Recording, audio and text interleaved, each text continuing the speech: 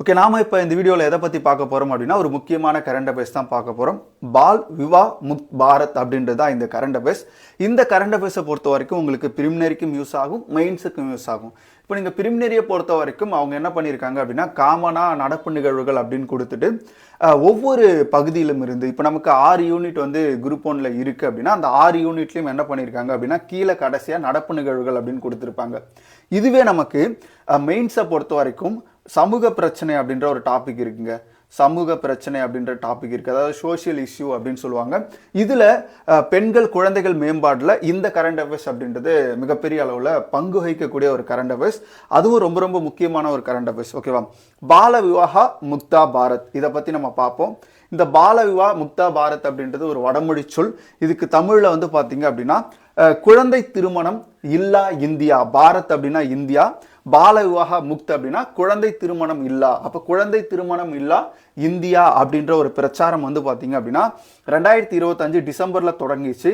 இந்த பிரச்சாரம் வந்து பாத்தீங்க அப்படின்னா மார்ச் 8ல முடிய போகுது. ஓகேவா, மகளிர் தினம் இருக்கு இல்லையா, அந்த மகளிர் தினத்துல இந்த பிரச்சாரம் முடிய போது. கிட்டத்தட்ட 100 நாட்களுக்கான பிரச்சாரம் தான் இந்த பால விவாகா முக்த் பாரத் பிரச்சாரம்.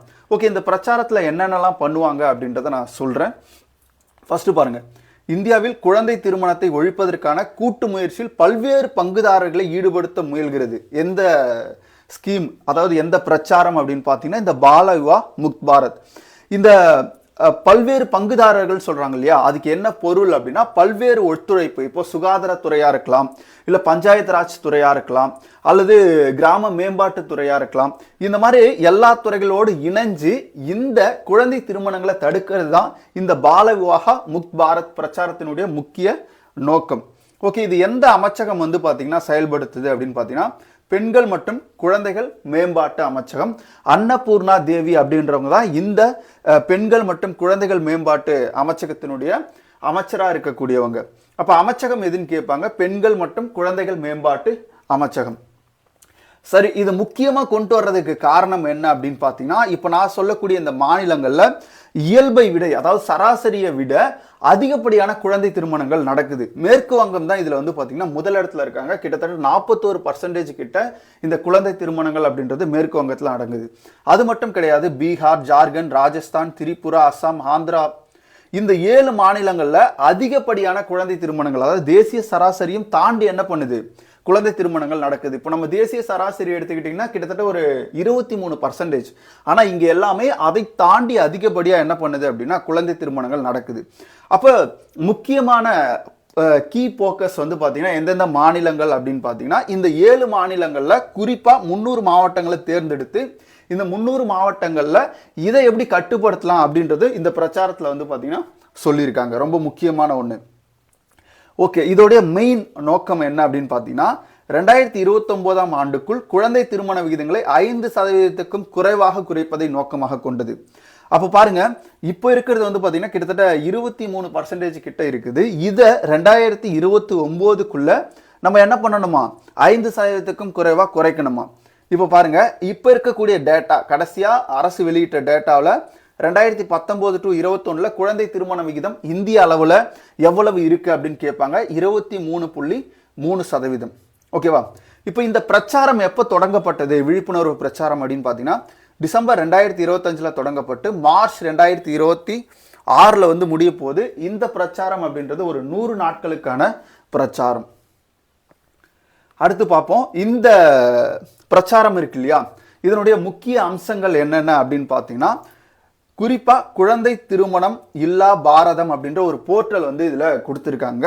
இந்த போர்ட்டலுடைய ஒர்க் என்ன அப்படின்னு பார்த்தீங்கன்னா இப்போ எங்கெல்லாம் குழந்தை திருமணம் நடக்குது அது தொடர்பான புகார்களை என்ன பண்ணலாம் அப்படின்னா child marriage free Bharat portal அப்படின்ற ஒரு போர்ட்டல் இருக்கு. இந்த போர்ட்டலை நீங்க என்ன பண்ணலாம் அப்படின்னா கம்ப்ளைண்ட் செய்யலாம். ஓகேவா, உங்களுடைய புகாரை பதிவு செய்யலாம். இப்போ இந்த புகார் அப்படின்றத யார் வேணா என்ன பண்ணலாம், பார்க்கலாம். பொதுமக்களும் இதுல வந்து பாத்தீங்கன்னா புகார் அறிவிக்கலாம். ஓகேவா, அது மட்டும் இல்லாம இந்த போர்ட்டல் மூலம் விழிப்புணர்வை மக்களுக்கு என்ன பண்றாங்க அப்படின்னா ஏற்படுத்துறாங்க. அதே மாதிரி நோடால் அதிகாரி ஒருத்தரையும் என்ன பண்றாங்க அப்படின்னா நியமிக்கிறாங்க. இப்போ ஒவ்வொரு மாநிலமும் என்ன பண்ணா இந்த போர்ட்டலுக்குள்ள போயிட்டு இந்த போர்ட்டல்ல இந்த மாதிரி எங்க மாநிலத்துல வந்து குழந்தை திருமண தடுப்பு அதிகாரி இருக்காரு, ஒவ்வொரு மாவட்டத்தில் இருக்கக்கூடிய அதிகாரியும் என்ன பண்ணணும் அதுல சேர்க்கணும். இந்த மாதிரியான நிறைய விஷயங்கள் வந்து இந்த குழந்தை திருமணம் இல்லா போர்ட்டல் ஓகேவா. Child marriage free Bharat portal அப்படின்ற ஒரு போர்ட்டலை அரசு தொடங்கியிருக்கு. ஓகேவா.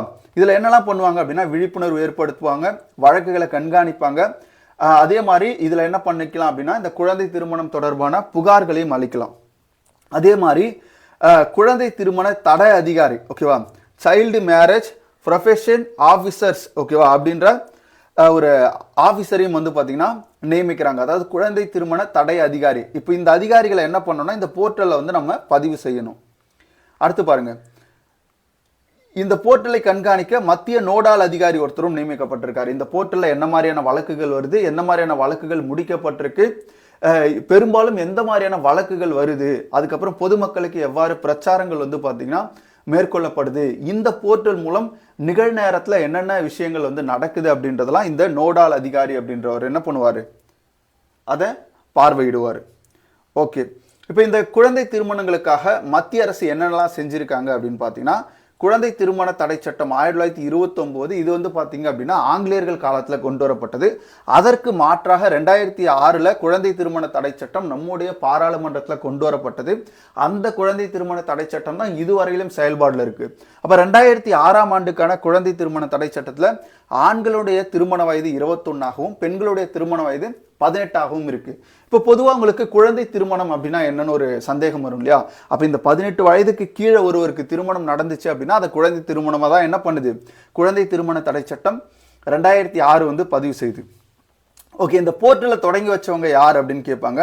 அன்னபூர்ணா தேவி, மத்திய பெண்கள் மற்றும் குழந்தைகள் மேம்பாட்டு அமைச்சராக இருக்கக்கூடிய அன்னபூர்ணா தேவி அவர்கள் தான் இந்த போர்ட்டலை வந்து தொடங்கி வைக்கிறாங்க.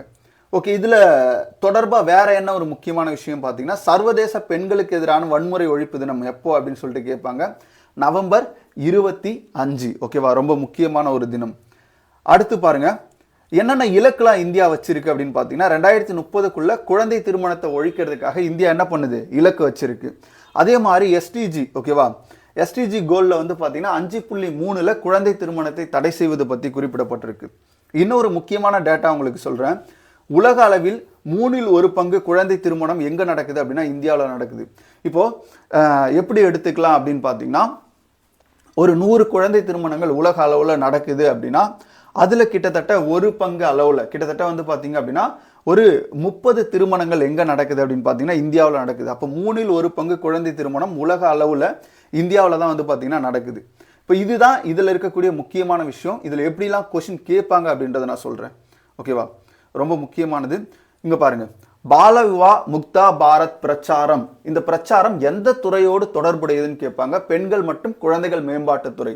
ஓகே, இந்த பிரச்சாரத்தை எந்த அமைச்சகம் தொடங்கிச்சு அப்படின்னா பெண்கள் மற்றும் குழந்தைகள் மேம்பாட்டு அமைச்சகம். அதனுடைய அமைச்சர் யாருன்னு கேட்பாங்க, அன்னபூர்ணா தேவி. சரி, இந்த பிரச்சாரத்தில் என்ன பண்ண போறாங்க அப்படின்னு பார்த்தீங்கன்னா இந்தியாவில் குழந்தை திருமணத்தை ஒழிப்பதற்கான கூட்டு முயற்சிகளில் பல்வேறு துறைகளோடு இணைஞ்சு என்ன பண்ண போறாங்க அப்படின்னா விழிப்புணர்வை ஏற்படுத்தி குழந்தை திருமணங்களை தடை செய்ய போறாங்க. அது மட்டும் கிடையாது, குறிப்பிட்ட ஒரு 7 மாநிலங்களில் 300 மாவட்டங்களில் தேர்ந்தெடுத்து அதில் அதிகமான கவனங்களை செலுத்தி அங்கே குழந்தை திருமணத்தினுடைய அந்த அளவை வந்து என்ன பண்ண போறாங்க அப்படின்னா குறைக்க போறாங்க. அதே மாதிரி 2029க்குள்ள 5% இந்த குழந்தை திருமணத்தை கொண்டு வரணும்.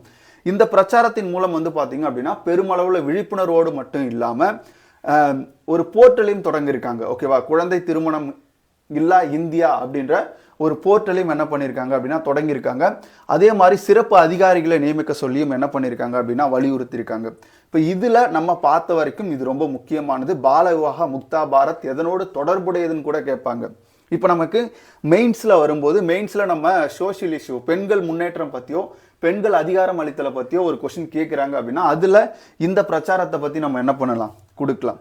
ஓகே, இது அப்படியே நீங்கள் என்ன பண்ணிக்கலாம் அப்படின்னா நோட்ஸ் எடுத்து படிச்சுக்கோங்க.